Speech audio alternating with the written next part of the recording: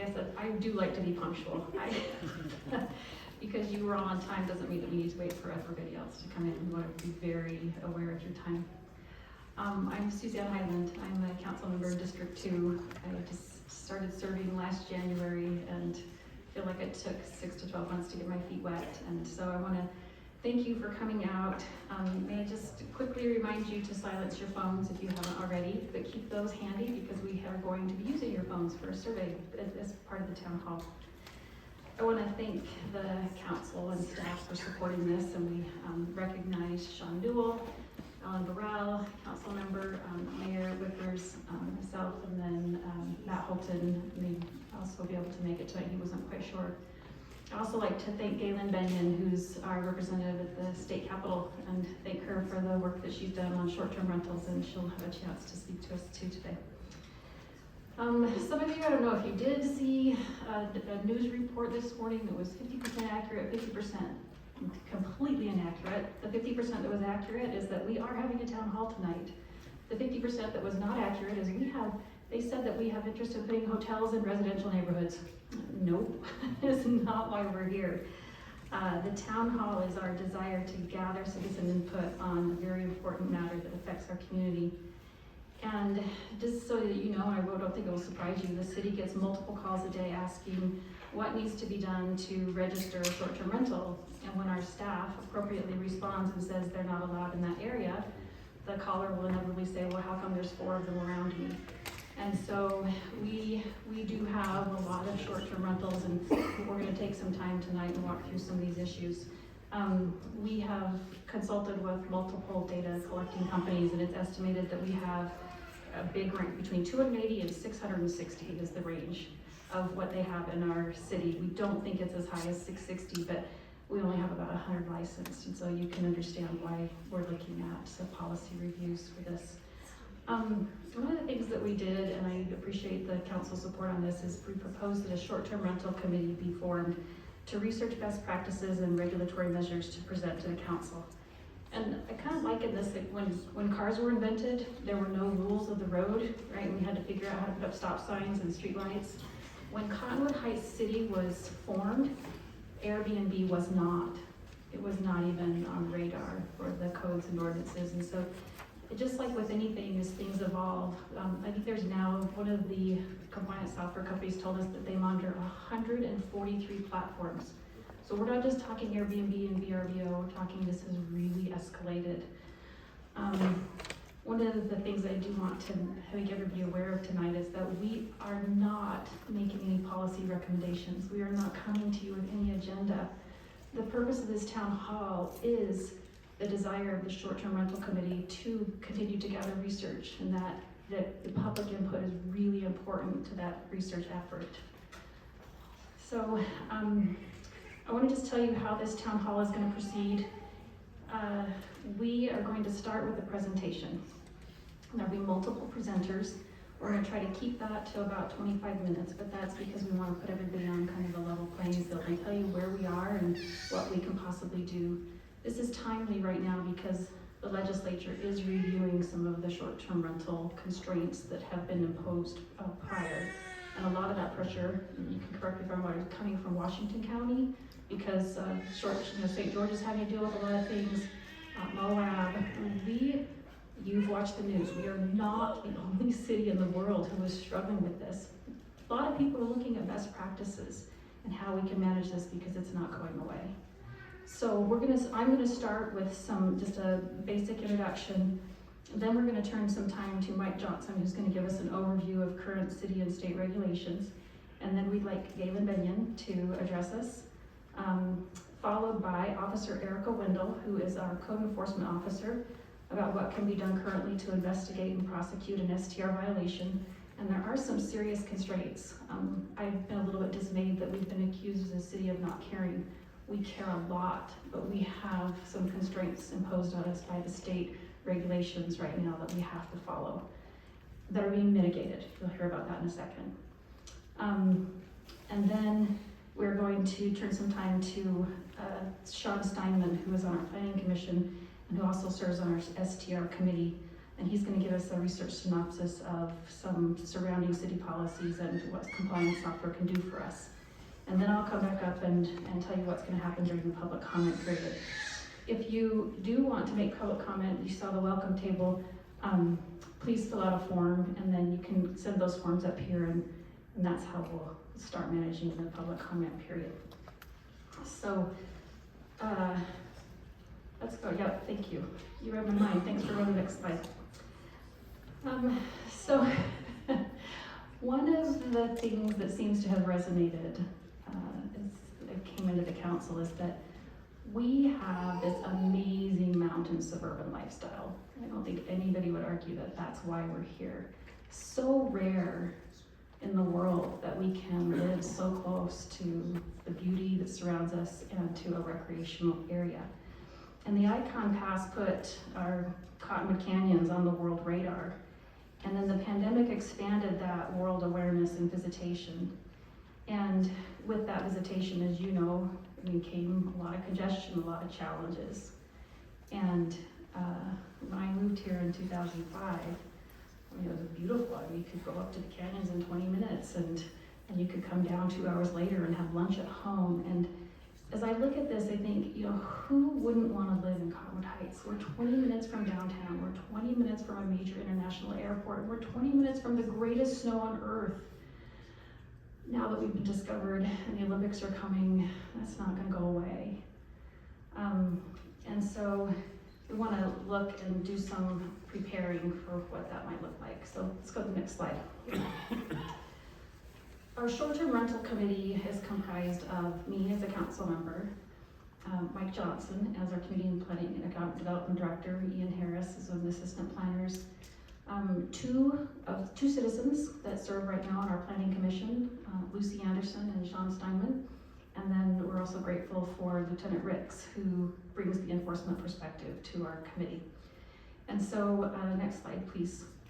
The short-term rental committee policy objectives are threefold.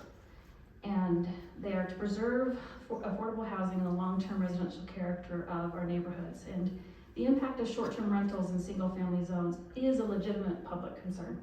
We need to think about how that's impacting our neighborhoods.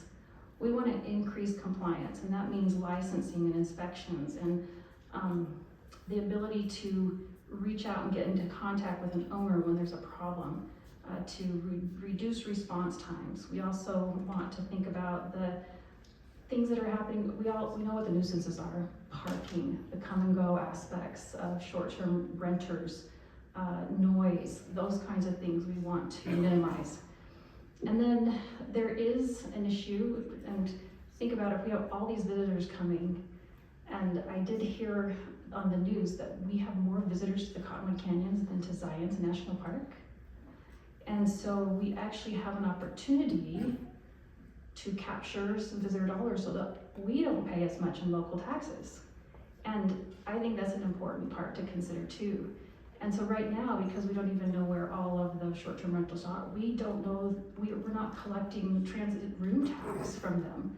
In fact, one of the HOA presidents reached out to me and said that there are people who are collecting transit room tax, not remitting it. They're profiting from it. So we have some challenges. Next slide, please. So just kind of to give you an idea of what we've looked at with the committee. The Utah Land Institute did a report in March 2023. The Kem C. Gardner Policy Institute did a full report just recently in October 2024. They looked at all kinds of things and the impact of short-term rentals across the state. We've looked at industry white papers, compliance software providers who can really help us identify unlicensed properties, bring them into compliance, monitor violations for occupancy, for potential party bookings. They have a 24/7 hotline. We haven't implemented this yet, but we're looking at it, and Sean Steinman's going to talk a little bit more about that in his slides. Let's go to the next slide. What we've tried to do is looked at the surrounding cities and what they're doing, and so just briefly to give you a taste.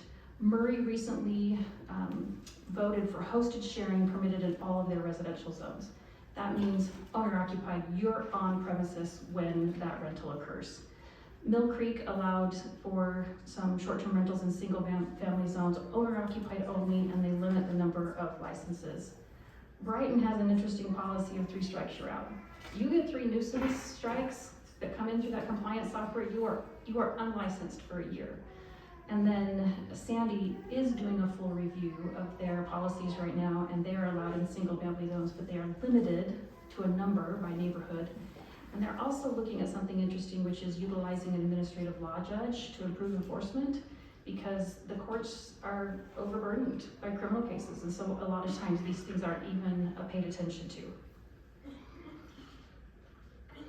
So the current legislation right now, this is called the Notwell Rule, and the Notwell Rule is named for the senator who sponsored the legislation, and it basically says you cannot use the listing as evidence of a short-term rental. Well, how are we supposed to find them? That is the sticking point. That is why when you think we don't care, we do care, but we are handcuffed. And so this is also, we want to look at transit room tax and how we can collect it appropriately, because right now it's just being sent to the state as a bulk sum and then allocated in ways that may not be fair, because we do have so many short-term rentals. So let's go to the next slide. So pending state action right now, there's a House Bill 256 that would allow us to use the website listing as long as we have one other piece of evidence. That could be a screenshot of a review. There could be other kinds of things. So we believe that's going to pass, but probably with some modifications. I'll let Gayla Bend if she wants to talk about that.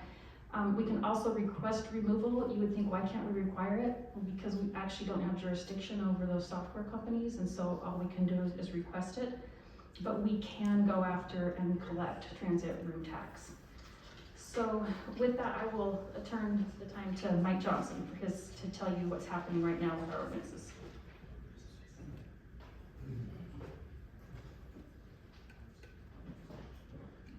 Thank you, Councilmember, and thanks everybody for attending tonight. My name is Mike Johnson. I'm the Community and Economic Development Director for the city. I'm just going to give an overview of what's currently allowed in the city in terms of short-term rentals and short-term rental licenses and what that process looks like. Then I'll turn it over to Representative Benyon after that. Very quickly, just from a definition perspective, short-term rentals are just defined as anything being rented for less or fewer than 30 consecutive days. Anything over that is considered a long-term rental, and that's a little bit different discussion. But short-term rentals are 1 night stay to a 29-night stay. They all categorize as short-term rentals. That definition is consistent between state code and city code.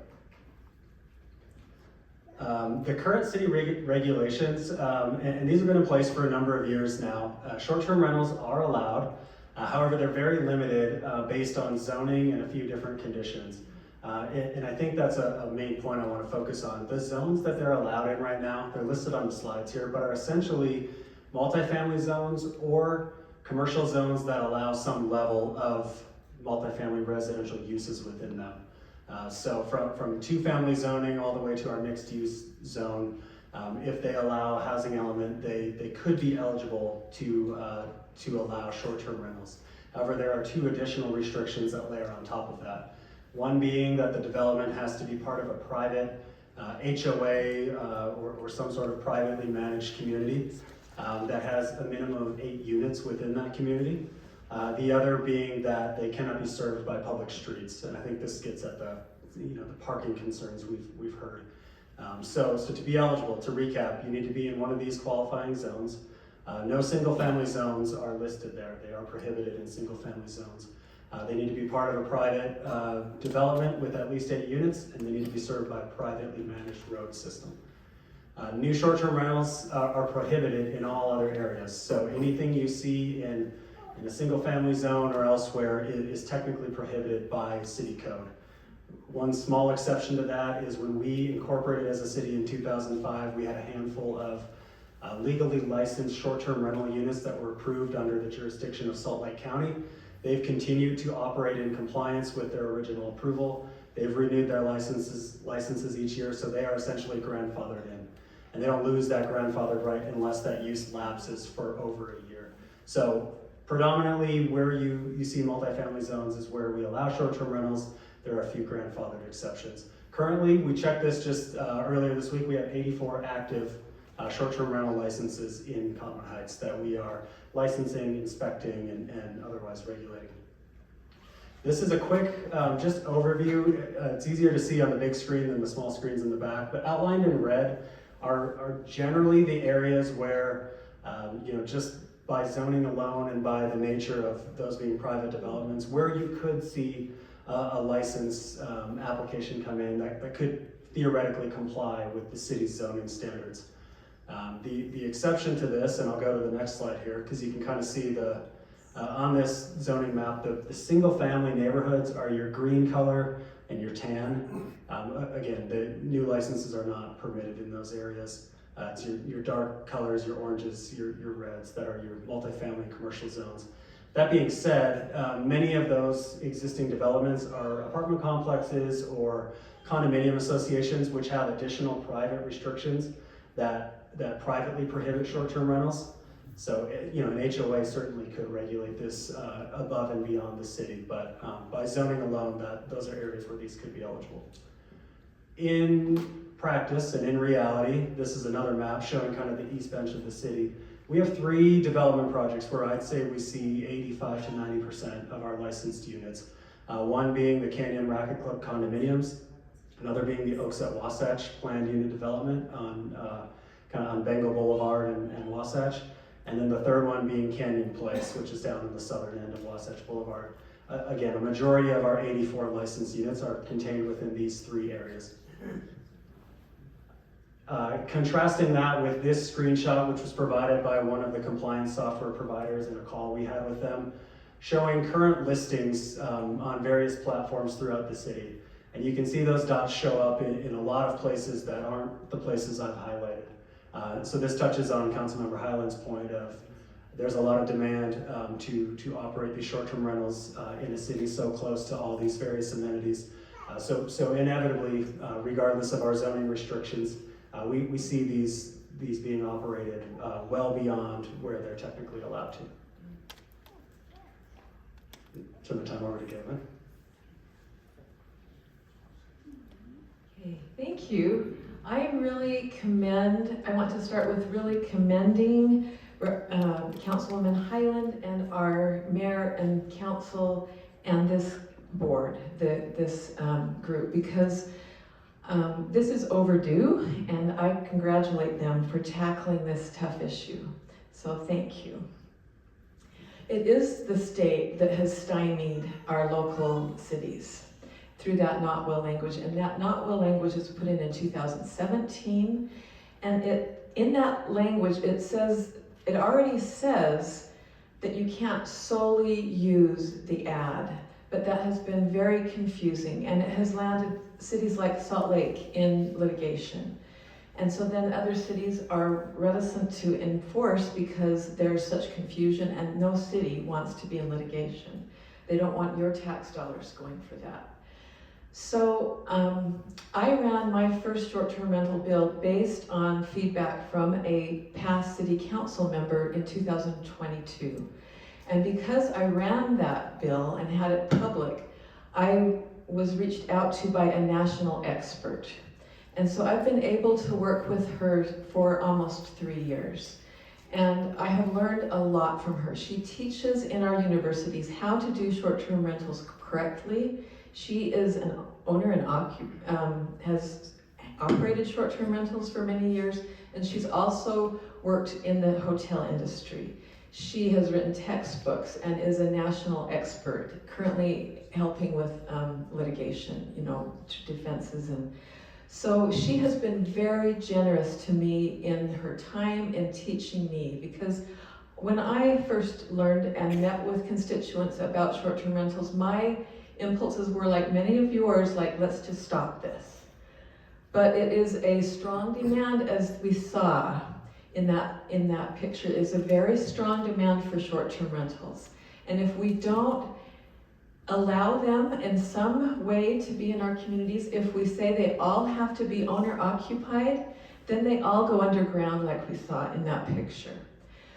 So some of the things I have learned, so last year in 2024 session, I ran a bill that was really based all from my work with her. I had also been invited to attend a national conference in the fall of 2023. Yes. And so that bill is public, and our city can look at it, other cities are looking at it. It did not pass, but it has very important information that cities can use, like we'll see in future slides. I was able to look at the slides before. One of them is that Kanab and other cities are requiring a local manager, that if you are not operating your own short-term rental, you can't have someone from India operating your short-term rental. You have to have someone local that can respond. That there are limits on only one rental per unit. My first contact with concern was a single family home was being used as a long-term rental turned into a short-term rental with 3 units in a residential area, and that was 3 years ago. So the cities can set parameters around management, around 1 rental per unit, around, they can set things that are in that bill. So I recommend that. And then I do commend Representative Walters for running House Bill 256. That is an intent to clarify. And I connected him and my expert, Julie Davies, to talk, and she is concerned that his bill lacks clear definitions and is linked to the incorrect things in code and will lead to more litigation. There's another House Bill 320 that is for municipal ordinance amendments, and it is sponsored by Representative Lisa Shepherd, because Provo, is a college town and also another beautiful place where you're close to mountains. So it's overrun with poorly run rentals and short-term rentals. And this one will allow our cities to have higher fines for repeat offenders for long-term and short-term rentals. So that's a good thing. But again, when I connected her with our expert, when I send my expert a question, I get a long response. And in our short session, we don't always have time to incorporate that. So I don't blame these people, these other representatives, for not working with what they have. Okay, I'll be okay. So,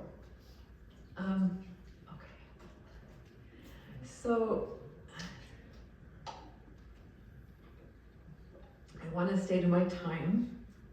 So what I have learned is that cities can use more enforcement, and that is more guidelines at the city level. And that's why I commend them for looking at this.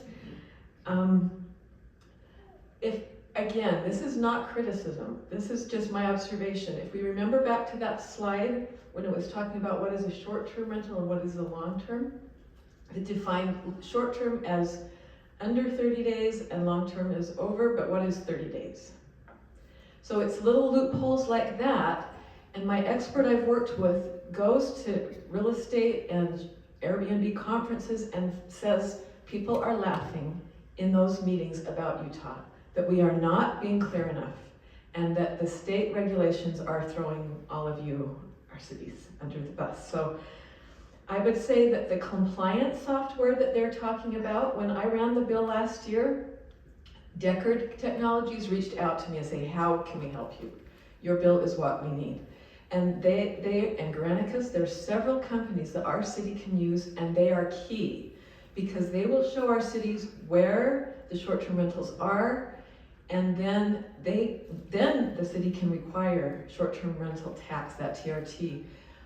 One of the problems is that, and this is what I learned from Julie Davies, is that when short-term rental operators pay, they usually pay to their platform, and their platform gives a blank check, a check, but without any tie to the individual operators. So the city doesn't know what's being covered. And I think the state is looking at that. I hope that we will do that at the state level to get some identification, because how else can we know? And the other really important thing is education. Our universities offer courses in short-term rentals. So I need to do it myself, but we can do it for free. She'll offer, or our universities will offer this training for free or low cost to our officials so that they can understand the complexities of this issue. And I think I will be here for questions, and again, I just really commend these people for taking this on. It is difficult, and it's a great analogy that it's like when cars were invented. We had to come up with so many rules. It's that big of a change for our housing industry. Thank you.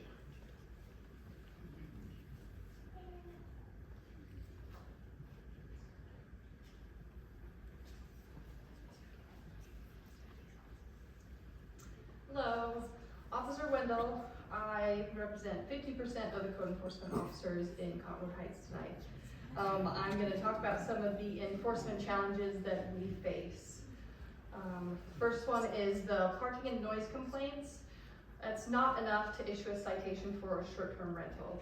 We can address parking problems and noise problems, but the courts will not see that as enough evidence for short-term rental violations. All reported complaints, noise, parking, and nuisance are not specific to one property. So if somebody is calling in an issue with parking, the entire street's gonna get addressed. And it needs to get called in at the time of occurrence. So we only work Monday through Friday. So getting a patrol officer out there on the weekends or late at night needs to get addressed at that time. Staffing challenges, like I said, there's only 2 of us for the whole city, and we are also animal control officers. So some of the other duties that we do, business license checks, permit checks on properties, parking problems, landscape and weed violations, snow removal violations, nuisance properties, any and all animal related calls, including park patrols. And to put that into numbers, in 2024, out of 260 working days, my partner and I had 1,565 cases between the both of us. That doesn't include phone calls from the city, or any online submissions. The last case that I had for short-term rental, when I sent in my hours, it was 15 hours, but at this point, I'm probably about 25 hours. That's just on one case to have enough evidence with witness statements to send up to actually get charges pushed through. Officers focus on trigger issues. So noise complaints and disturbances, the loud music during the quiet hours, the complaints from neighbors about unruly guests, parking concerns, illegal street parking, blocking driveways. Again, those need to get addressed at the time of the violation to get an officer out there. If there is concern for it being a short-term rental, the officer will note that into the report and send it to us to follow up on. Over occupancy, I had a complaint of a short-term rental that had, I think, 20 people in just one property. Public safety and criminal activity, trash and property maintenance. A lot of times the property owners are not on the property. They're not seeing the garbage cans overflowing, which is a big one we get as well. And fraud and misrepresentation. Short-term rentals falsely listed as long-term rentals to evade regulation. That's also in a case that I'm working on currently.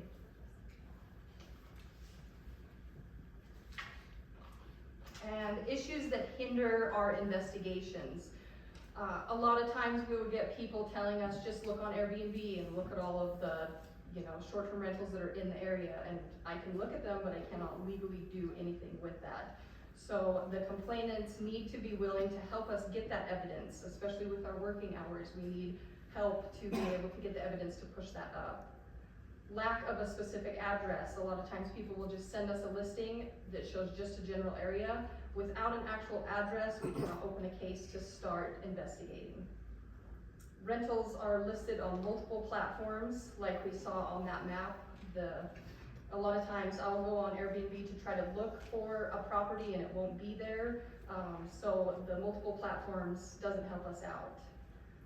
Renters don't want to be involved. These people are here on vacation. The last thing they want to do is take the time out, do a witness statement, worry about having to come back into the city to be part of the investigation. A lot of times property owners will tell their renters, do not open the door to us, do not talk to us. That is key evidence that we need in order to get charges pushed. And fines versus rental fees. Some of these Airbnbs that I've noticed up here are $1,000 a night versus our $650 fine. Documented evidence aside from the listing can be difficult to obtain. Like I said, these people are on vacation. The last thing they want to do is help us out. And the prosecutors will dismiss cases if there's not sufficient evidence. Those 25 hours I was working on that case, it took me 25 hours because I didn't have enough evidence. So I had to spend my time getting witness statements, getting as much as I could so that I could send it up to get charges pushed for. And this last one is just showing an agreement that we have started to get sent. Chief Russo, did you want to come up? Sure. Thank you, sir.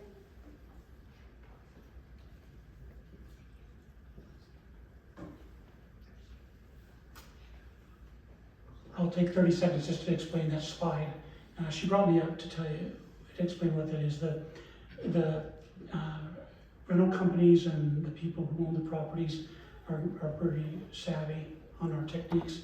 So there's one case, without being specific, where we just filed charges because we went online and we booked it for 6 nights for $7 grand, you know, with a fine of $650. That's just considered shrinkage to these people if we catch them.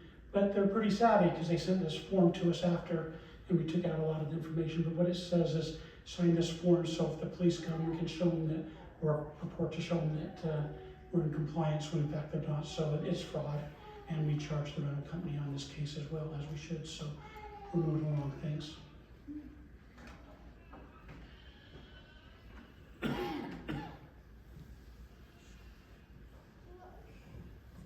All right, I'll be quick. My name is Sean Steinman. I'm a local business owner, planning commissioner, and I've also owned quite a few short-term rentals across the county, as well as up in Summit County and Wasatch County as well. We are the city between the canyons. We are a ski city. There's not many of these out there in the world, and we are up against one of the largest true real estate companies, which is Airbnb. It's worth $88 billion, and Marriott, that owns a lot of real estate, is only worth $2 billion. So we are combating a black market and underground market right now, and there's a lot of genius out there that has been able to combat this in a successful way. So if you jump to the next page right here, we want to copy genius from all these different communities across the state as well as across the West that are going to have very similar ordinances or, you know, details that are going to allow for us to be able to copy and then work with you as the community to then be able to create these ordinances as well. So a lot of the takeaways from these popular short-term rental communities are going to be Kanab, Park City, Heber. So Kanab requires all short-term rentals to designate a local property manager. So this is going to make it so that they're conveniently assisting to any of these issues that, you know, like a Marriott is going to be able to make happen in their own building. But this is not a Marriott. This is something that you'll see in this next couple slides. There's so many rooms that are out there. We want to make sure that people are able to be assisted very quickly. So Park City requires mandatory licensing for all short-term rental operators. Requires adherence to operational standards, clean, safe environments, display of local contact information, and limited occupancy. So this means that they're going to be going out there, they're going to make sure that fire safety is there. All life safety issues, cleanliness is there.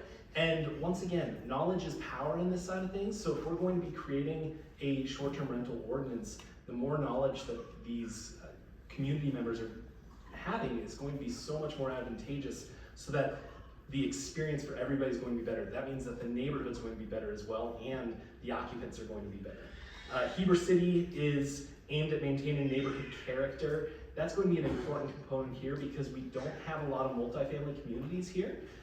But maintaining that neighborhood character while allowing for that attainable housing opportunity for people to potentially increase their revenue and afford to live in Cottonwood Heights.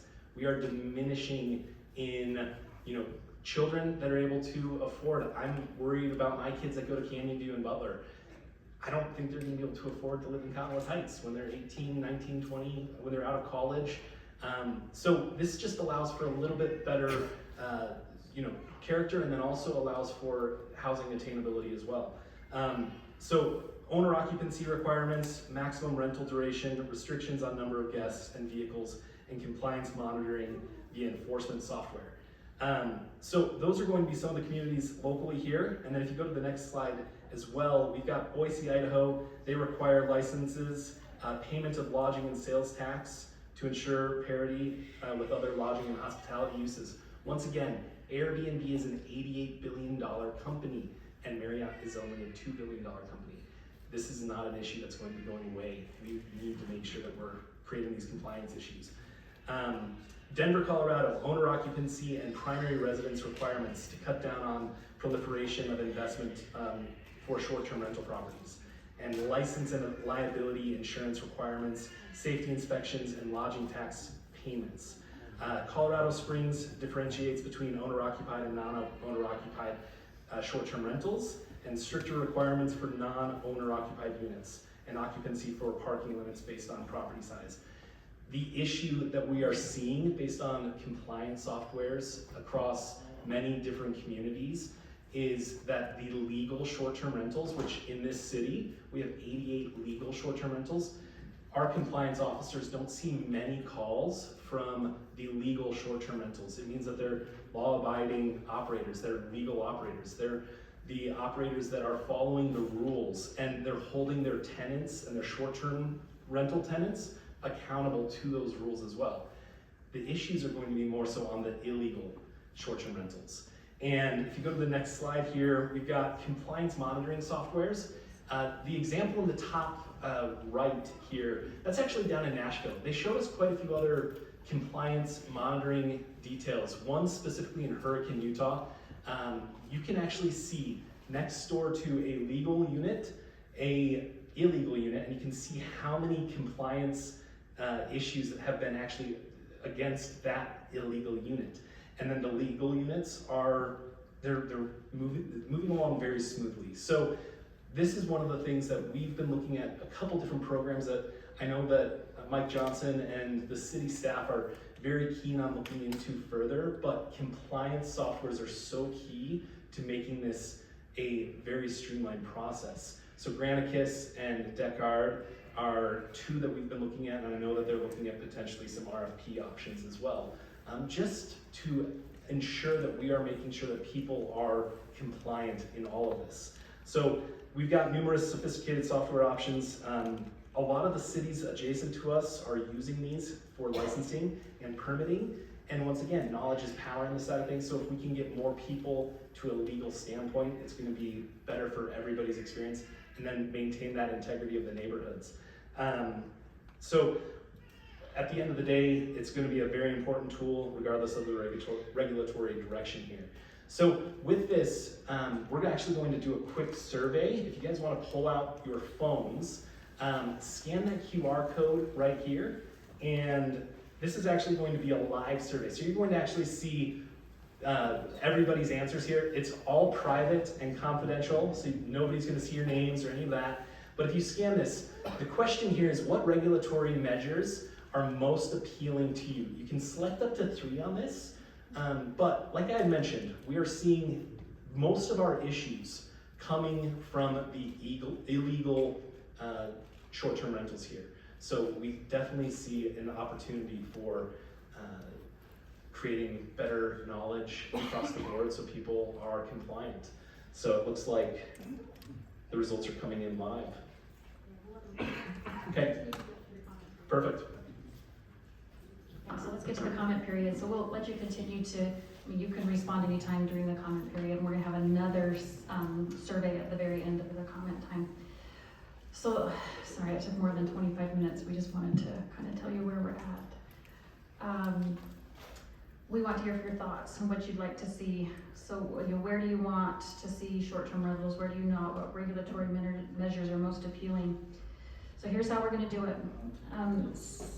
Speakers will be in the order of submitted request forms, so we already have some up front.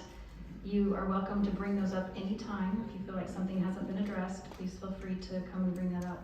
Comment forms are available at the welcome table if you didn't get one. We'll queue up the next speaker to keep things moving. So Mike Johnson is gonna say your name And it's your turn to talk, and then he'll say who the next person is so that we can keep this moving along. We would like you to please start by just stating your name and give us a general idea of where you live in the city. We are recording this because I don't actually want to sit here and take notes. I want to be able to interact with you, and so we're going to watch the recording later and take notes. Each speaker will have 2 minutes, monitored by Mike Johnson. You may finish a sentence when the time is up, but we politely ask you to end your remarks at 2 minutes to allow as many people as possible to speak. And we'll have a hard end at 7:30. If there's not enough time, or if you have something to say but you don't want to speak publicly, you can also submit a written comment, which we have forms here. Or we created an email account, str@ch.utah.gov, and that will be on a slide at the very end. And different than our council meetings when we have public input, we have set up this as an interactive exchange, and so panel members will respond if appropriate and warranted. And you can ask specific questions to a panel member if you want to during your comment time. One thing that I would ask is please do not use this forum to report a specific STR property or violation. You can contact code enforcement who will follow up with you. So with that, we'll start the public comment period. Thank you for being here. Okay, the first two we have here are Jay Owens and then Blake Trester. Jay Owens, could raise your hand. Yeah, right here. We'll walk the mic to you. We'll bring it to you. Hey, I'm John Owens, born in Cottonwood Heights, live in Cottonwood Heights. I live by the school in Suzanne's district. Airbnbs are hotels under the tax code. They're unstaffed, which is another thing. I'd rather you got the revenue another way. If you allow, Airbnbs, you might as well allow all businesses. Should ban all the previous illegal Airbnb owners and addresses if you do legalize it more. If you kicked up enforcement, and compliance does a great job if you had someone doing nights and weekends, showing up when someone's reporting. When a guest is reported, knock on the door. This is going to destroy affordability for young people and immigrants and poor people even more than now. The state's making it hard for us to enforce it, so expanding it's a bad idea. The proposed law doesn't really sound like it's changing anything. It's a danger, it's a nuisance, it ruins the neighborhoods, it's another ruined mountain town. You'll have to build a downtown without the benefits. There's 15 legal ADUs, there's way more than that. There's 4 within a block of me. You have a ton more, you're gonna lose a block of housing. So you should really figure out how many ADUs, like you figured out how many STRs. Can you do elementary or first grade classrooms? 25%. So, it's right next to the cemetery. So one of them's gonna expand and the other one's not. The city's gonna age and die out. Businesses will have staffing issues. You need to increase the criminal charges. In San Diego, you have single family homes turning into 20 units. That's how serious housing is. If they go underground, find them. Book them, look at the listing. We have a lot of illegal things and the solution isn't legalizing them. Even if they're legal, you're still gonna have illegal ones. The legal ones are smaller, they hold less people, you don't allow property managers. We're gonna end up with 30% B&Bs just like Brighton. Miami fines $20,000, a holiday politician has jail times. And, it's kind of just where we're at, so I would be, I live near them and I see them, they speed, they block the sidewalks, they park illegally on the street. If you go back through various council meetings, you will see people talk about how awful they are. Like some of the shady stuff that owners are doing, like Chief talked about, how it's like, oh, hey, sign this, like the fraud. I mean, really for what, like a few extra bucks or so they don't have to provide housing like 12 months out of the year. Thank you, NIMBY.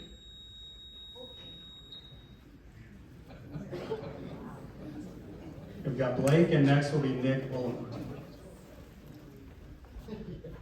Thanks. I don't know that I can talk that fast.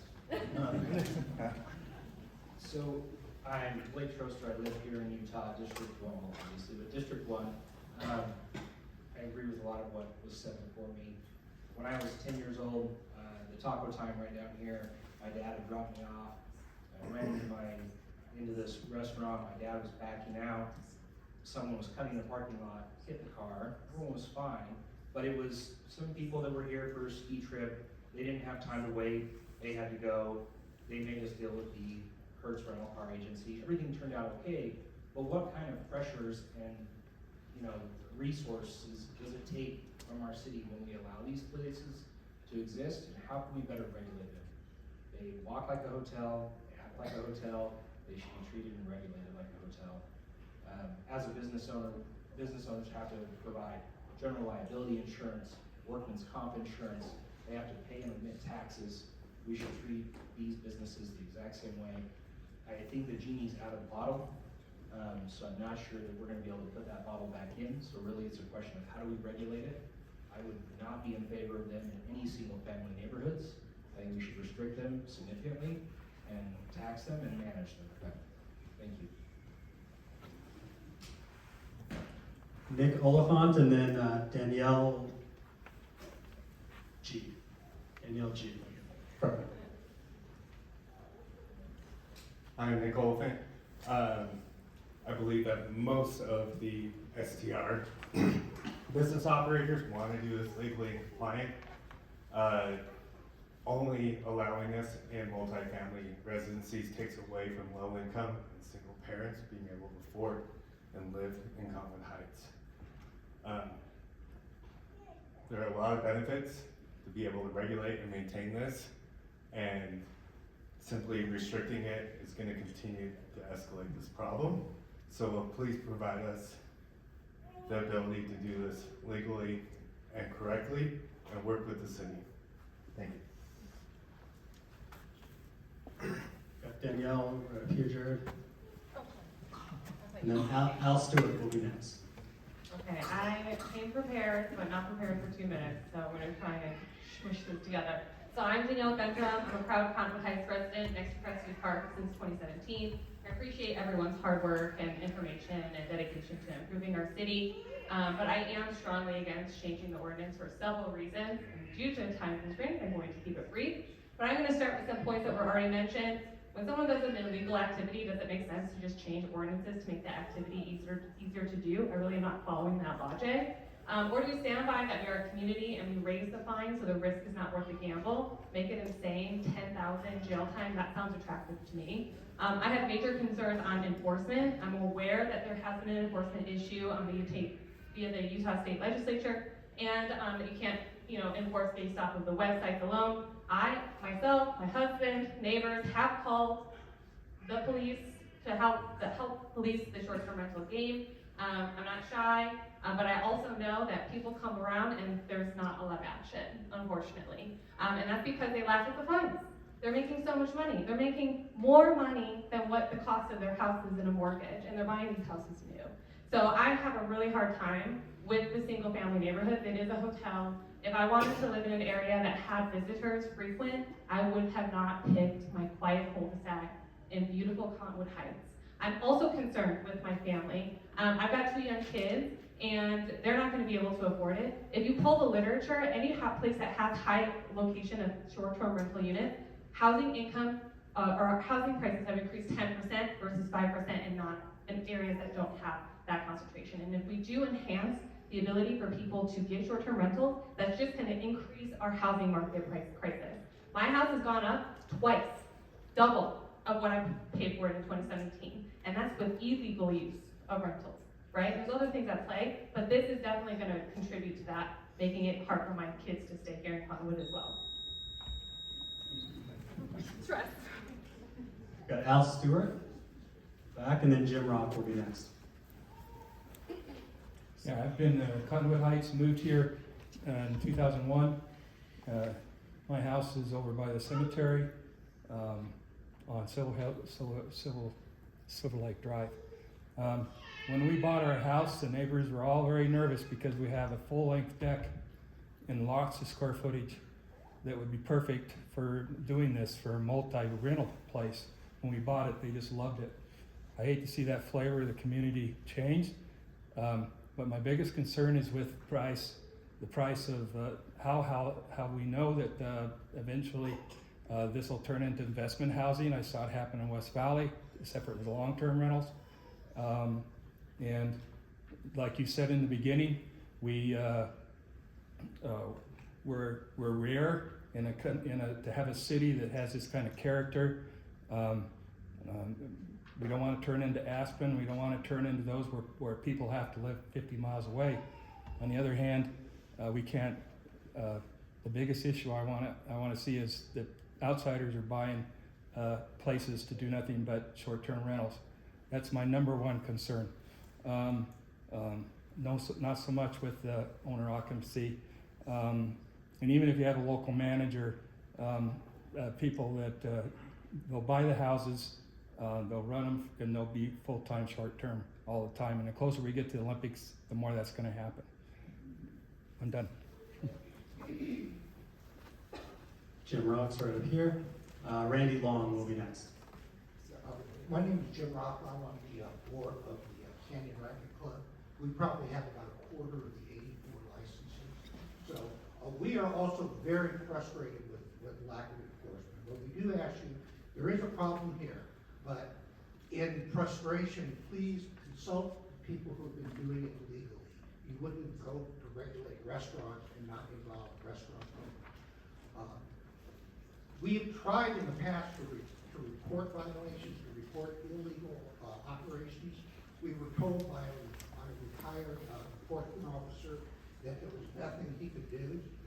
There was a listing that showed the address on Airbnb. We were told that wasn't enough. I said, how about if I booked the property and then give you the information?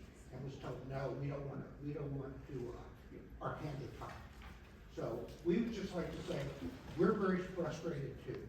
But those of us who do it legally operated as small businesses. And, I think we do a good job. I have owned and operated short-term rentals and lived in the residences for almost 20 years. And there is a way to make it work. If those of us who are licensed and who do it the right way are very proud of what we do. There needs to be something that's done though. I know the problem is if you just outlaw it, you're not going to be able to, you're going to have people that are going to go everywhere. I know my son worked for Park City, and he said, and maybe y'all are using the same resources, he said that they had some software, it was ARCS GIS, and what they did is they put in all the information from Airbnb, and they saw all the addresses, and then they overlaid it with their licenses, and they could see exactly where the unlicensed users are. We would like to work with y'all to help develop a better ordinance. Thank you. We got Randy Long next. And then Aaron Kirkham.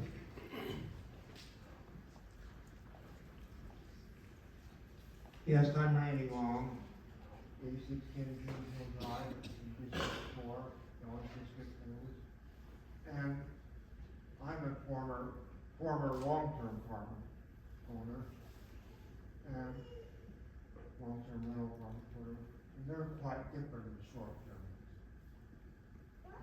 Short-term ones, I say no. I think, well, I like to know who my neighbors are.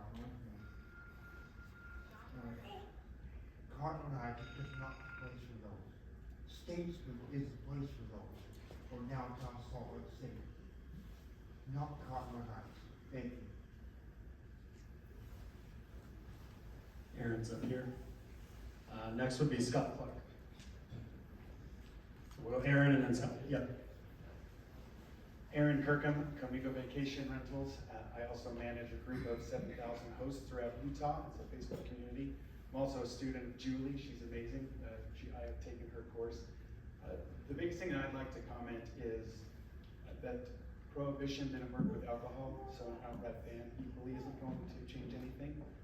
We're a big believer of trying to follow the rules, and we are, and I'm here. I presently do not live in Cottonwood Heights. I'm here representing some of my clients whose homes we manage. I'm actually one street over from Cottonwood Heights.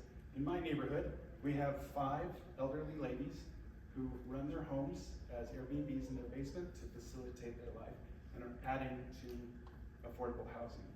The reality is Utah is a state that leads the nation in appreciation, and short-term rentals are a low-hanging fruit of a reason as to why it's taking away. I certainly agree that it is, especially with how the code is written here, because it is only in multifamily areas where literally that is what affordable housing is designed for. The other thing too that I'd like to give to the panel is hosts who are not in compliance, they want to be involved with this conversation, yet they are fearful to come to these meetings and express those concerns with the fear that they will be jotted down and they won't have the opportunity to express how they want to be compliant because they're very afraid they're going to get caught, though there might be a viable reason. I would love to propose if there is a more private or intimate setting to which those can be added so that people who want to participate and be part of it don't have the fear of potential regulation against them or having something jotted down. Would love to participate more as well. Thank you. Scott Clark, and then Jeff Challen will be next. My name is Scott Clark, and I live in District 2, and the house next to me just sold for $3.9 million cash on the first day it was listed, because they're going to use it as a short-term rental. Now, we have this up here, it says, which one do you choose? Why don't we choose all of them? Murray has adopted the idea that they have to be owner occupied. I'm sure they went through the same discussion, and that would work. But what I heard from you today was, oh, it's so hard to enforce these, and we're not getting the taxes. Well, for heaven's sakes, we pay enough taxes that the city of Cottonwood Heights should not be looking to this as a revenue, except to offset enforcement. It seems to me that one of the things that we need to do is not look to Park City. I don't want to be like Park City. We need to have people register, and we know who they are. And we have inspections based on health. We have requirements that say, if you have anyone, and you have to go in, we have to inspect it. We want to know who they are. We're not going to collect the names of the people with the city, but we want the owner to know who they are, and we want to tell the tenants, if you are illegally in possession of a short-term, be aware that we're going to fine you, because you are now on notice that you are in an illegal occupation of this. Now, the thing about my situation is, I cannot imagine why we live in an HOA, and we have a gate. Why should we turn out the gate number for everybody else to rent? That isn't the point.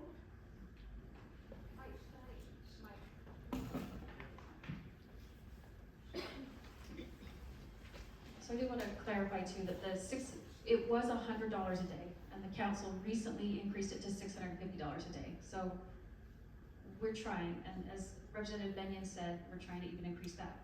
Las Vegas won a suit. They imposed a $55,000 fine on an illegal short-term rental. So we hear you. We estimate if we collected our portion of the transit room tax, which we don't get all of it, as a city, but we should be receiving $180,000 in revenue, and to give you an idea of the compliance software, that'd be about $35,000. So I would 100% agree with you. A couple more points from things I've heard. Sandy City did an audit recently. 100% of the complaints they received in a year were from unlicensed short-term rentals. 0 in an entire year were from licensed short-term rentals. And so we are struggling, and I also knocked on many doors, and I'm not proposing anything. I knocked on many doors while I was campaigning, and I had people who said, if you would allow me to rent my basement for 2 months out of the year, I could actually pay my mortgage and I could afford to live here. Contrast that to a long-term resident where I have to have them under my roof the whole time. But I could manage as an owner-occupied person. I could actually see someone here 8 weeks out of the year and pay my entire mortgage. I have 2 children who live in Murray, who are able to afford to live close to me because they rent their basements. So when we talk about affordable housing, we have to talk about all of it and all of the implications. And we hear you. We're trying to take all this in and see what's going to work. Thank you. Just talk for a second. So, boy, this is a fun issue. I have to give Councilmember Highland some credit. So, when she came and said, hey, I'd like to form a committee and at least explore and talk about this issue. And I told her, I said, if you want to start a fire, that's probably a good way to do it. Only because I know how strong people feel, and on both sides. I just want to say, so I'm glad that you were willing to put this together. I think it's been done really well. I think I learned a lot. There was some really good information. I've been really hesitant to look at anything, and I don't want to be really rude, but no offense, I don't want to meet with people who are conducting that are doing it illegally. To be honest with you, if we can catch them, we're going to. And they won't be playing for long. Only because they don't have respect for what our laws currently say. So I actually am a little offended at that comment. There's a House Bill 256 that I think Councilmember Highland talked about it. It's really, really important. If you call your legislature, it's going to pass. Let me tell you what it does. If you didn't understand before, it will allow us to use listing sites to identify non-compliant rentals and to prosecute them. The issue is we need a second violation. So we would have to then still find a way to find a second violation. But this is an important start to finding those who are operating illegally. I have said from the beginning, I am willing to look at some things that make sense in the city of Cottonwood Heights. I'm willing to, but not until we can enforce. If you have 180,000, how many people can you employ to enforce it? Well, it's really, really difficult. But I tell you what, we will put resources toward enforcing if we can look at the listed sites. And use that as a reason. Until that happens, I'm not willing to even look at anything. But I'm really appreciative that Councilmember Hyde and this committee is out in front, coming up with ideas, having you being able to come here and speak and tell us how you feel.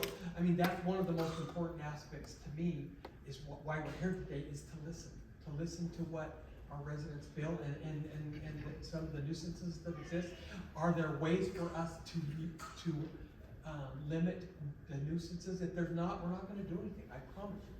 So, but if we can and it makes sense in some areas, we're willing to look at it once we can enforce. So, you want to? Well, just for an example, there is a commercial area in our city. The owner lives on site in a duplex. She would like to rent the side of the duplex as a short-term rental. Right now it's prohibited. To me, that's a place that makes sense because it's monitored, it's already commercial. So when we're talking about possibly expanding, we just want to do this smartly, and thank you for all your comments. Let's keep going. Jeff Chatelain, and then Brad Dichter will be next. Jeff Chatelain, can you hear me? Yeah. A couple of things. I live near Racket Club Circle. Live next door to Canyon Racket Club condos. One thing about condos and PUDs, they have another set of regulations about renters. So that's a different layer than single-family residence. I must admit, I hear music wafting in the air, voices. They're well controlled. I'll hand it to you. I believe you live there as your primary residence, as many people do. Very well controlled. You have private parking. You have ordinances that enforce renters, whether it's nightly, long, it doesn't matter. So you have an extra layer that single-family homes don't. All your neighbors turn each other in for garbage violations, parking lot. I parked there once visiting a friend. I sold a couple units in there. It wasn't an hour. I was told to move my car. That doesn't happen in a single-family residence. So, how many of you, the question wasn't there, don't answer, just think about it, want to live next door to an Airbnb in a single-family residence? How many of you want to live next door to it? Sandy City had a shooting and a murder in a single-family residence, in an illegal nightly rental. It happens. And it was an entire home. And that wasn't too many years ago. I don't want to live next door. I've owned them. I own two of them. I own one in St. George. Look at St. George and Berkeley City. They've outlawed them. They say no more. They ruin neighborhoods. And I own one in a condo project. It's not nightly anymore. I have one listed in Sound Hollow. Nobody wants to buy it because it's a nightly rental. And nobody wants to live next door. So how many of you want to live next door? They don't obey any laws, the snowplow laws, they don't obey them. I'm telling you right now. Thank you.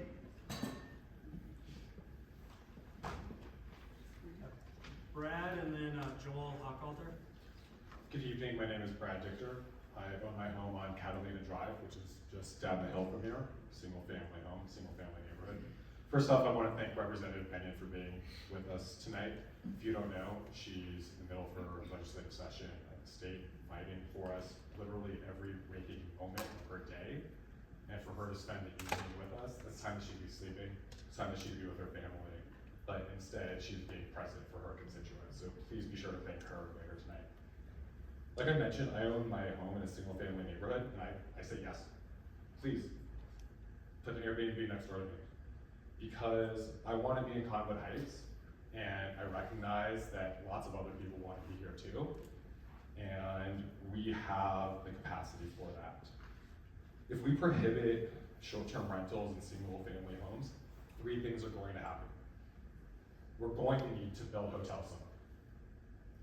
We're going to send tourists to other cities to spend their money there. We're going to continue to have illegal rentals, which brings us right back to where we are tonight, because we can't do that. If we allow short-term rentals across the city of Cottonwood Heights, our businesses profit, our restaurants profit. That is revenue, that is quality of life, that is the community that we all chose to support. Tourists want to support it too, give them the opportunity to support it. So neighbors, I'm asking you to please support short-term rentals all across our city. And for our city officials, for people on board, I support the toughest possible enforcement and the investment of fines, taxes, revenue back into code enforcement, so we don't just have 2 officers managing over 1,000 cases. Let's pay for more officers to enforce these codes.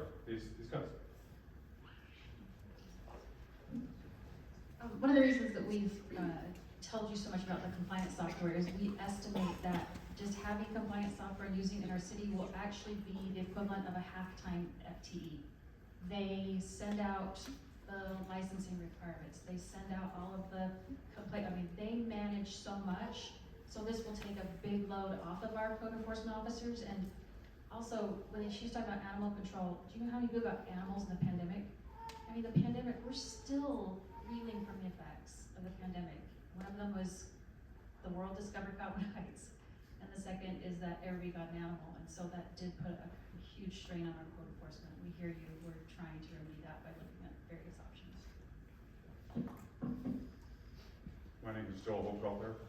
First, I'm going to spend a couple of seconds of my 2 minutes just putting some thank you to the enforcement officers for the job that they do. Commissioner Hyland, thank you for everything, and Representative Binion and the committee.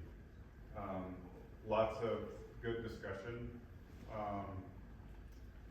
One thing that hasn't been brought up, and I've been in front of the committee a lot of times, I'm not going to repeat everything here, is tremendously valid, except operating an illegal business is still illegal. I don't care how you shake it out, it doesn't matter. But when we first started dealing with this, I went online and got 10 listings for Airbnbs in Cottonwood Heights. It was a little difficult trying to find those that weren't renting their basement, so they weren't owner occupied, so on and so forth. And I found 10 that were made a point to say, the house is yours. Nobody lives here, blah, blah, blah. I then in turn called Salt Lake County Property Tax Office and gave them those addresses, and every one of them was getting the 45% primary resident discount. So if you have 600 illegal operating and you're talking about being able to enforce, how about making it mandatory to check to see if these people are paying the proper property tax? That's millions versus room tax. That's pennies. You want to do something about a business that shouldn't be there, make it not profitable. Spent 25 years in a C-suite. If the business isn't profitable, we chop it down. Nikki Balt and then Jake Heyerdahl. Hi, I'm Nikki Balt. I'm Joel's neighbor. I want to, like Joel said, thank Officer Wendell. She's taken endless number of texts from me, supporting my neighbor, and also thanks to Councilwoman Hyland for listening, because it's because of her that stuff was starting to move forward. Jill and I have been dealing with a neighbor of ours. We live on a brand new street in Cottonwood Heights. We've only been in Cottonwood Heights for 2 years. This neighbor lives in Washington, D.C. They operate their 6,000 square foot house as an illegal operation. Yes, they do have a local property manager, but that doesn't stop them from having people renting the house, putting garbage, including fecal matter, in other neighbors' garbage cans because their garbage can is overflowing, having more than the allowed 12 residents in the house, actually listing it on Airbnb as being able to host up to 16 people, again, against codes, charging $1,200 a night, which if they get a fine, that's half of a night's pay. So we are the ones that the officers have talked about, that they went after, because they are listing it and making their renters sign a 30-day contract in case Officer Wendell shows up at their property. So they can say, oh no, look, we have a long-term contract with these people. So these people are manipulating things, and they know they're doing fraudulent operations, yet they're fine with it. And we've gone after them as much as we can, and so we do need the stricter enforcement codes and everything so we can get them to stop completely. Thank you.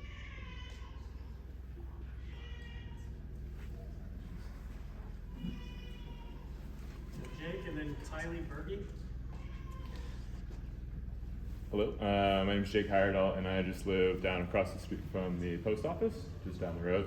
And I think this is just potentially another opportunity for us to look at creating more amenities for us, the folks that live here.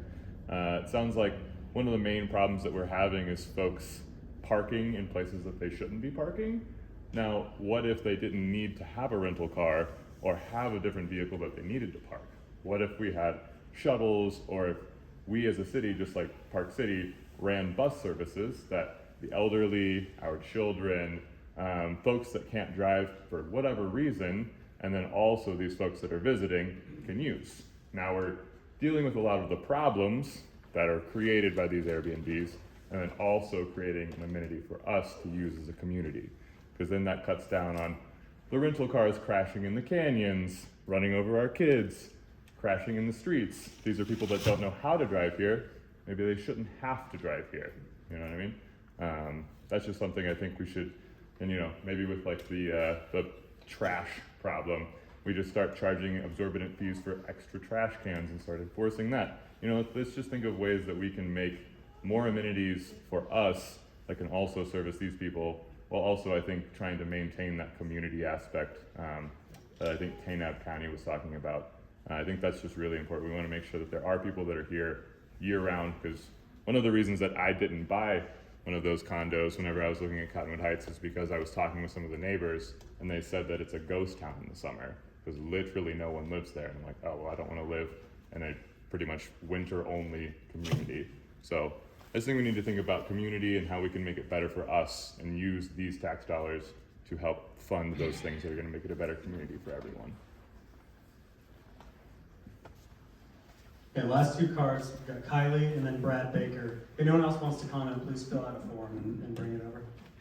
Hi, I'm Kylie Berge. I lived in Cottonwood Heights for 6 years, and I grew up in Sandy.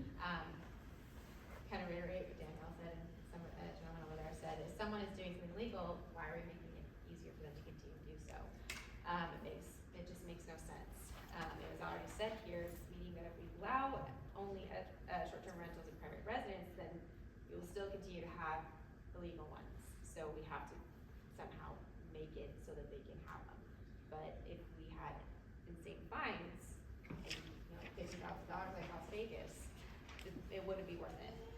I know someone who buys houses in the Mount Lake Canyon, big ones, and turns them into 3 units that he then sells to third-party companies who then turn them into short-term rentals and pays him to manage them. And his brother, I know, at one point owned 20 houses in the valley that were all short-term rentals. That is a lot of houses taken away from families. I understand the need that people have to supplement their mortgage with rentals, but why can't they be long-term rentals? Utah does have a housing problem. There aren't enough houses to go around and the costs are too high. No one can afford to live here. And short-term rentals will only make that worse. Sean Simons here said that reiterated that Conwood Heights is a city between the canyons. We are a ski city. What city and community will be left if residents here can no longer afford to live here? There's so much evidence showing that these will continue to price residents out of houses here. How can we have a community if no one can afford to live here? I live near one of the elementary schools, and I don't let my child walk home alone, specifically because we have short-term rentals in our neighborhood. I don't feel that it's safe. And I think more short-term rentals will just only make this worse. Okay, got a few more. So Brad and then Gary Allen. My name's Brad Baker. This is working. I grew up in Cottonwood Heights, lived there for 24 years. I then moved away for 15 years because I couldn't afford it, like people should. And then I moved back when I could afford it, just a few years ago. Short-term rentals do not build a community. Short-term rentals do not build neighbors. I've known this guy my whole life, because I grew up next to him and actually moved back by him. This happens to my father, moved back by him as well. I wouldn't have that relationship with him and many others if it was short-term community down in our neighborhood. It does not build a community. The other thing it does not do, it does not lower housing costs. Simple economics tell you, if you have a property that's generating revenue, it's gonna be worth more and more and more, not less and less and less. It will not work. So, completely against short-term rentals in any single-family neighborhoods. And kind of bring it back around, I understood this was mostly about trying to enforce what we already have in place, not trying to expand it. And so I've heard a lot of, let's expand it and make it bigger. So I'm gonna speak for myself and all the other people who do not want short-term rentals. Keep it where it is today. Try to improve the enforcement of what we've got. It's tough, I get it, but do not expand it. It is going to cause a tremendous amount of problems in our community, and we don't have neighbors when you have short-term rentals. This doesn't exist. So, thank you. Gary and then Jennifer Young.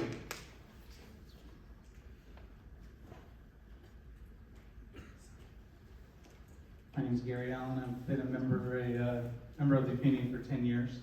I moved here from San Diego, where housing is hard to get. I'm in favor of them because if you can have people that are registered, like you mentioned, if you're a licensed operator, you're going to follow the rules.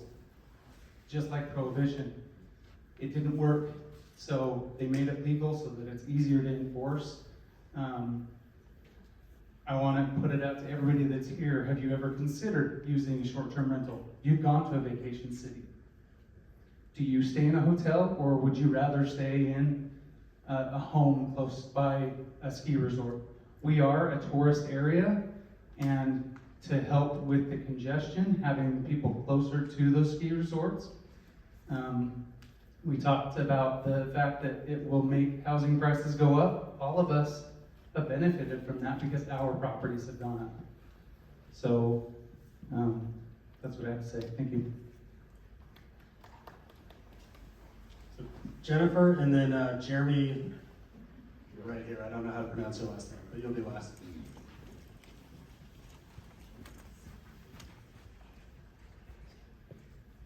Hi. I've been in the vacation rental business since the late 80s. Not that old, but before Cottonwood Heights was a city, I was part of a task force with Salt Lake County. Pretty fascinating, but that's how we got all of our Canyon Racket condos licensed, and a lot of the Oaks at Wasatch. Several others in different areas that are kind of spot areas. I'm torn here because I own two at the Canyon Racket Club and I manage two for other owners.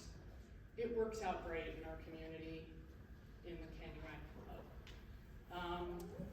We do not operate and tattletale on each other, but we do have a pretty good, I don't know. I just, like I said, I'm torn. I live in Murray, I live in a great area, and I don't want to live next to one in my community, in my neighborhood, in a neighborhood. But in our community, the Racket Club, it does work out great. I mean, we have community trash, we have all the things that make sense. The one question, I do have a question for the board, and this is something for the panel, that I have always wondered. Airbnb and VRBO collect the taxes on behalf of the host. And it's 15%, it's more than Park City for Cottonwood Heights. Where is that money going? Now, granted, I don't get my 45% residential exemption for my properties, and I agree with that, that makes sense. But that's pennies compared to what the city is getting, even on the illegal properties.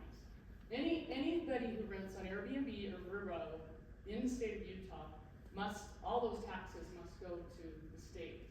So if you guys could answer that, maybe it's already been answered, I was a little late today, but I can see you. I'm gonna add it to Representative Benion's answer. I think it's off. Is it off? I have to just flip it. It's a lot more than property tax, that's for sure.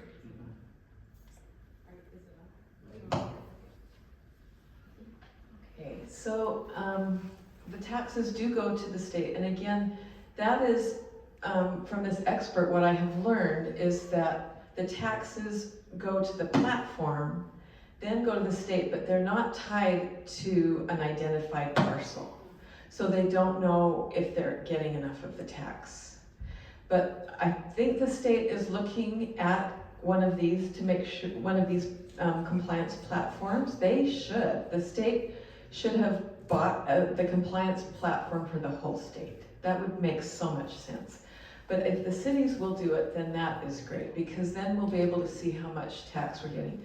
There is a bill this session to increase the TRT tax by 0.75%. And a quarter of that would go for local emergency services. You think of places like Kanab, where they don't have a lot of people, but they have a lot of visitors. So it will help pay for them when they're going out search and rescue or other things to take care of these people. And half of the money will go to the state. And the state, I'm very happy to hear in the bill today, that money will be for childcare in different ways, which is really good. And it will give the counties the ability to raise 0.25% more so that the counties can have some more. I just wanted to clarify things again that I have learned, because I entered this with the same passion that you have, to not have it be in my neighborhood, to not have it impacting our neighborhoods. But we saw from that map where the demand is. And we heard, I really loved whoever's talked about how if we say it's for multifamily, how that is impacting affordable housing. If we're limiting it to to the multifamily, then we're hurting our renters, because now they're competing with Airbnb. So when we looked at that map, that showed us where the demand is. And I thank, again, our city for looking into this. That's a hard reality for us to see, that 1 in 5 or something is compliant and the rest aren't. And we aren't for sure how many, but if we just try to make those other 4 go away, they aren't. It's going to be very hard. And so what we have to do is get all the compliance and the inspections and licensing going, and we probably have to allow some in our neighborhoods, because when I go on a vacation with my family and I look for a short-term rental, I'm not looking for someone's basement. But that is a good option for people that can stay in their home and be able to afford their property tax and live here. To be able to rent out their basement is probably a good thing. But if we as a city say that's all we're going to allow, we're shooting ourselves in the foot, because it will continue to be a demand. And this, I'm not saying this because I love short-term rentals. I'm saying this because that's what I've learned from working with an expert for 3 years, that the only ways that we can solve this is by the things that we've talked about tonight. By asking them to get a license, by having local control, by mandating that they get education. All these things That's the way that we can solve this. Thank you. I hope that answered your question. Where is the tax going? Where? The tax is going to the state and then being sent back to the communities, maybe a quarter of it to the So to community. give you an idea, we get a lump sum once a month. We do not know where that comes from. Most of it comes from the 2 hotels that are operating in the city. So honestly, we couldn't tell you how much TRT we're getting from even, any of the short-term rentals. We don't know. We just get a lump sum each a month, once a month. What, pardon? Yes. Yes. And one reason that I really, really don't like this bill is they're increasing the TRT tax, and we're gonna see 0. So if you want more enforcement, we're increasing that tax, and we're not gonna, Cottonwood Heights will not get any. My question was, are you looking at this as revenue or tax enforcement? Because if it's revenue, I want the rest of my taxes reduced. Yeah, no, it's a really good point. No, we're not looking at it as revenue. It would all be enforcement. Can't you get Airbnb to tell the state, can't the state get the Airbnb to give them additional information?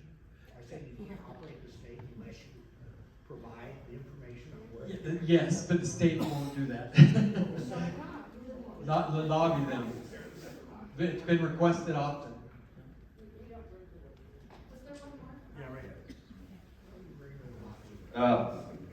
My name is Jeremy. I am not a Cottonwood Heights resident, but I am a South Salt Lake resident. I have a couple licensed short-term rentals in South Salt Lake, so I just kind of want to bring a little different perspective of kind of things we're doing in South Salt Lake right now. So South Salt Lake is kind of in a situation where we allowed short-term rentals pretty much outright. It's been about like almost 7 years now. And it definitely incentivized a lot of investment in an area that probably needed investment. And now we have probably too many unlicensed short-term rentals. So I think as a licensed short-term rental operator myself, I will go on the record saying that short-term rentals are best in small, regulated quantities. And I think the council member brings up a great point. This is a point that I've been trying to argue with South Salt Lake is so many cities focus on like, oh, we need to put these in these residential zones and things like that. And I think having short-term rentals in commercial industrial zones, it makes sense and they can still be really successful short-term rentals. I have short-term rentals in South Salt Lake where, I mean, gosh, I'm in like total industry surrounded by warehouse and you'd be like, why the hell would you buy this? And why would, most people don't want to live there. But as a short-term rental, super successful. So I think just the idea of completely outlying short-term rentals, as Congresswoman said, it's not going to solve our problems. We have to figure out a way to heavily regulate them. And I'm sorry to all of you that have had frustrations with short-term rentals. I think, again, a lot of it is because of the unregulation of it, and it's kind of like the Wild West, it sounds like here in Cottonwood Heights. And I think that a lot of regulation in a very small quantity, whether it's some like potentially a license cap in residential zones, that could be a good idea. Because again, another problem is enforcement. If we enforce way too many rules, and we're dealing with the same thing in South Salt Lake right now, how are we going to be able to regulate this? At the city's expense, all these other things, maybe just allowing short-term rentals in a very small quantity with a cap is the best way to go about it. Whether it's a commercial zone, residential zone, I don't know. I guess that's up to you to decide, but that's my 2 cents. And to speak to that regulation, the compliance softwares that we're looking at, they actually have automation on regulation as well, and basically making everybody get into compliance. There's a lot of research that's been put out with this, and one of the residents here had mentioned the ArcGIS. It's basically going to be associated to each individual's parcel number. So if somebody is unlicensed, and once again, you look at adjacent cities like Sandy, the licensed short-term rental users, they have 0 complaints. The unlicensed are where they're getting all the complaints from. So we're going to be able to use this regulation software to identify those, and we only have 2 compliance officers right now. I would actually argue that it would probably be more than a half a representative because of the automation that I've seen with a lot of these software details. We're probably adding 2-3 staff members with automation the first year, just because we have so many that are illegal right now. So that right there, the first year, it's going to be cracking down very quickly just with automation. And then all the bad actors that are continuing, you know, they're getting all these scary letters, oh, hey, you're getting enforcement issues. Those bad actors are going to be bad actors with or without this, so that's when we can then identify. But right now, there's no way to identify it. You know, those phone calls, we can't use those listings, but the regulation software makes it so we can identify to the parcel number and ensure that's automated. We're not sending out these enforcement officers to those for the first year, I would imagine, unless there's bad actors that are out there. It's more so just who wants to get into compliance immediately. And that's one of the benefits with this compliance software is we then identify who the bad actors are, and then those are the ones that most people are complaining about right now.